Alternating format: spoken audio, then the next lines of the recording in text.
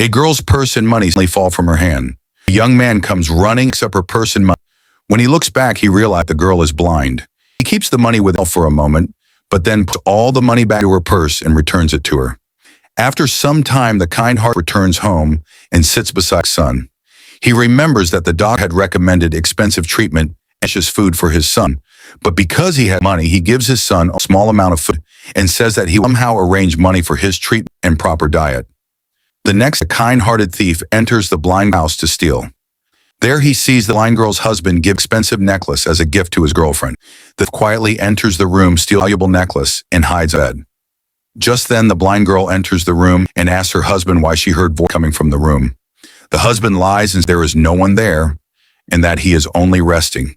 He tells his blind wife to leave and let him rest.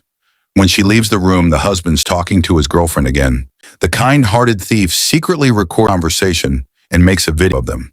He quietly leaves the room and later sees the girl crying outside. He approaches her and says, passing by, and noticed that she was crying, asks if she would like to tell what happened. The blind girl says that she suspects her husband is having an affair with another woman and is betraying her, even though she lost her eyesight while saving him in an accident. She says now he does not value any of her loyalty. The kind-hearted thief tells her that she's right and lets her hear recorded voices of her husband and his girlfriend.